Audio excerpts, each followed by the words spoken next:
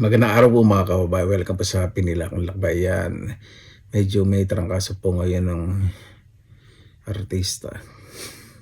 Dahil po sa mga nagdaang araw sa pag-uukay-ukay po natin, malakas na hangin, alikabok, tapos lamig, ayan, nadali po. Gusto ko lang po i-share po sa inyo yung mga experiences ko sa ukay-ukay. Masaya po, talagang masaya. Sa iniisip ko, basta pag nakakita po ako ng mga alahas, kung silver o gold, sobrang tuwan-tuwa po ako. Pero syempre, may mga challenges na gusto ko pong i-share. Pero ito po, awareness din po. Lalo na po yung mga nasa abroad o nasa ibang lugar po ng ukay-ukay na naghahanap po talaga ng mga silver, ginto o gemstone o valuable items. Tip lang po. Alam po ninyo, more than 2 months pa lang po ako sa pag-ukay-ukay kasi yung first time ko po talaga may na-jackpot po ako. Pero ayoko po muna i-reveal. Pero hindi ko po i-reveal kung ano po yung nakita ko. Basta napakahalaga po. Bili ko lang po 12 euro ang halaga po, napakaganda. Pero dito ko lang po sa Finland itatabi. Hindi ko po dadalhin sa Pilipinas. Siguro, ewan natin. Kung pagtanda ko sa Pilipinas, doon. Pero ibibenta ko yun syempre pag uwi sa Pilipinas. Sa pagpunta po sa ukay-ukay, napakasaya syempre. Noong una, sinubukan ko lang po. Tapos nakita nga po ako yun, nagtuloy-tuloy na po. Tapos sabi ko, totoo ba itong mga nangyayari na to? May mga nagkukamit, syempre mga peke naman yun, mga alahas mo lang yun, pinakikita, pinagyayabang mo. May mga ganun po talaga tawan, wag na lang po natin pansinin. Dito po sa Finland, hindi po sila masyadong nakakaranas po talaga ng hirap. Talagang walang makain sa isang araw. Hindi po suportado po kasi sila ng gobyerno kung wala pong trabaho. Kasi siya na po medyo hinihingil po dahil sa trangkaso yung paghinga ko po. At basta dire-diretso lang po ako sa paghanap sa ukay-ukay. Hindi ko na po pinapansin yung mga negative comments. Hindi na po makakatulong sa akin yun . Makakatulong pa sa akin yung paghanap po sa ukay-ukay, di ba? So tuwing nakikita po ako ng mga markings, una po talaga wala akong alam kung ano yung mga markings, yung mga 925, wala po talaga alam yan. Sa paghanap ko, kasi may mga nabili na ako, nakala ko silver, hindi pala, naipon. Natuto ako sa mga katangahan ko. Hindi po muna ako masyadong nag-research. Tapos nag-research ako, natuto na ako. Kaya pag nakakita ko po ano yung gold, ano yung silver, kailangan may marking. Hindi kasi lahat nang bibili yung may tatak, tapos walang marking. Minsan nakakaduda, ano pag online. Pero pag okay, mura lang kung 18K. O kaya 925 silver, kukunin ko kahit walang marking. Na ibig sabihin walang maker yung gumawa. Tapos papacheck ko naman po, totoo naman po silver, totoong gold, yun po. May sinasabi nga po na basta masaya ka sa ginagawa mo, tuloy mo lang kung alam mong tama at makabusi sa pamumuhay. Huwag mo na sasabihin, huwag mo na isipin sasabihin ng ibang tao. Totoo po yun. Pero yung pagpunta po sa okay, na kwento ko po sa inyo. Ang una po na challenging, ayoko po sabihin hindi maganda experience kasi hindi ko naman pinansin . Meron pong magnanay, kasama po yung anak niya. So tinitingnan ko po yung mga alahas. Tapos sabi niya doon sa anak niya, alam mo may ibang tao dyan, sa Finnish po, i-translate ko na po sa taga, yung mga ibang tao dyan tumitingin maliliit. Yung mga tao na yung mga nagnanakaw sa mga ganto-ganto. Sasabihin sa anak yun, tapos wala naman po ibang tao sa paligid. Tapos ako, ngumiti na lang po ako. Hindi ko na lang po pinasin. So, dire-diretso pa rin. Nakahanap ako ng silver, minsan sa online. Opo, medyo marami po ako nakita sa pagtsatsaga talagang. Ayoko po bumili ng mga mamahalin talaga na ino-online na sila. Mamama ko hindi totoo. Kaya gusto ko nakikita sa ukay-ukay po talaga, napakasarap po ng pakiramdam. Yung pangalawang experience ko naman po, meron sa city center, meron na po magkaibigan na teenager, dalawang babaeng teenagers. Sabi ng isa, mayroong gusto yatang yumaman at tumitingin ng mga alahas. Tumingin ako sa paligid, ako lang naman. Hindi ko na lang po din pinansin. Dire-diretso lang ako. Masaya po sa ginagawa ko . Pagpapansin yung ganun ka, makagkakaroon lang yung kaaway. Ibig sabihin, tahimik lang kayo, di ba?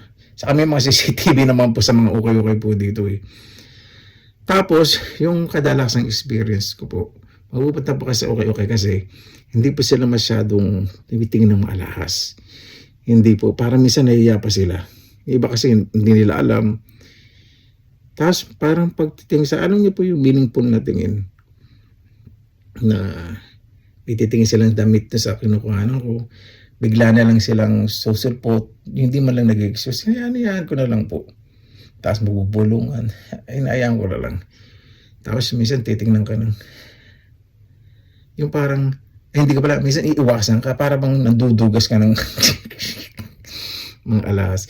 Pero kagandahan po, kilala ko po yung mga cashier, may-ari, nakikita naman po nila sa CCTV. Sabi nga nila, may nagsabi po isang mga cashier, alam mo sa lahat na may bumibili dito, ikaw yata yung bumibili ng alahas na talagang kahit maliit dito binabayaran mo. Kasi meron din po talagang mandurugas. Pag pumunta po daw sila sa mga dressing room, naku yun, nabubulsa po. Wala naman pong mga sensor. So nananakaw po. Ay, naku, may mga ganun po talagang pangyayari. May nakita nga po isang alahas sa floor. Pero hindi ko po chinik ko ano na yun. Kaya sabi ko, baka mamaya sa customer ito, tingnan nyo. Tapos meron po nakita isang singsing, silver po. Sabi ko, walang price to. Baka mamaya maghanap na customer. Ganun po. Nangyari po yung 2 beses. 2 beses po nangyari po sa akin. Ay, nako. Sabi ko, ibig ko naman dudugasin to. Itaas may CCTV pa. Diba? Kahihiyan. Hindi lang kahihiyan ng sarili. Kahihiyan ng buong Pilipinas. Excuse me. Yun po mga kabayan. Kaya, basta gawin nyo lang po. Kung nasa abroad po kayo, nagkakalkal, nagda-dumpster diving. Pero, kung nagda-dumpster diving naman kayo, irespeto nyo naman po yung, lalo na po kasi dito sa Finland, illegal po talaga. Pag nagda-dumpster diving kayo sa mga likod ng mga kumpanya, yung mga baso kayo nakalkal ninyo, walang pahintulot, illegal po yun. Magpapaalam kayo. Alam nyo nang kung libre naman, magpapaalam po kayo. Hindi naman kayo pag pinayagan. Pag hindi huwag niyong pilitin kasi nakakaya po yung ganun para lang sa kumita sa vlog, para makatipid. Hindi naman po tama yun. Hindi naman po sa pinangunahan ko po. Kasi nakakaya din po kasi kapwa Pilipino po tayo natin. Tapos hindi ba gagawin ano magiging tingin po sa iba, di ba? Irespeto na lang po natin kapwa natin Pilipino kahit hindi nyo po kinausap ibang mga kapwa natin Pilipino. Yun po, respeto na lang po. Kasi dito po kasi sa Finland, bawal po talaga mag-dumpster diving kapag walang pahintulot po ng kumpanya na basta kayong kukuha. Kaya hindi ko po ginagawa. Pasensya na po. Ayun, kailangan po siyempre magpaalam ako bago ako magkakalikod po doon sa mga dumpster nila. Kasi minsan po, doon sa mga basurahan po nila, malilinis. Iba po kasi doon, yung basura na inaayos, minsan i-donate po yun. O po sa donation po yun o kaya recycling. Di na po totally talagang basura po yun. O so pag di nila recycling yun o sa iba, tapos makikita ganun itsura, sino kaya gumalaw nito? Di ba imagine po yun po. Tapos sa mga alkal po naman po, syempre kung mga alasang hinahanap ninyo, sa mga basura naman, huwag po kayong mahiya. O sa mga ukay-ukay, wala pong dapat kaya basta nasa tamang paraan po ang ginagawa po ninyo. Basta huwag kayong mahiya sa tamang paraan at makakatulong po sa pamumuhay ninyo. Hindi po makakatulong yung mga sinasabi ng ibang tao. Kasi pag pinasin po ninyo, magkakaroon lang kaaway, may stress na kayo. Huwag nyo pansinin. Pag nakakita yung silver kayo ganito sa isang araw, di ba? Tahimik na lang kayo. Ganun po talaga. Yung mga tao po talagang hindi masaya po sa mga ginagawa po ninyo. Kasi dito po sa Finland, meron po talagang mga ibang tao na hindi po gusto yung ibang lahi, yung galing sa ibang bansa.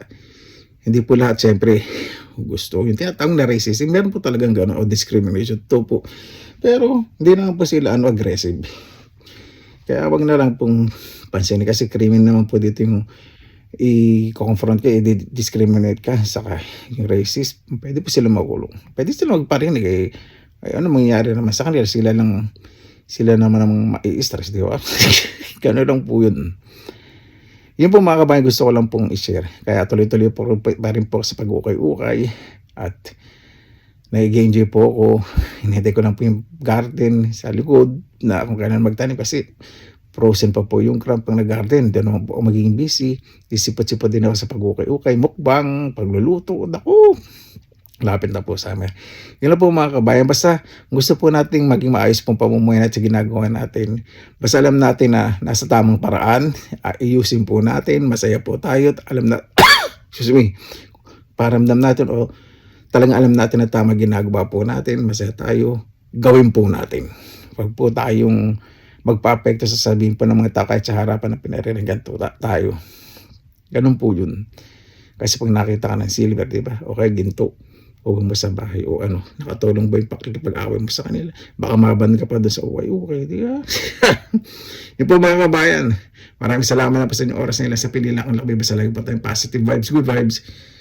God bless, ingat po lagi mga araw. Laban lang!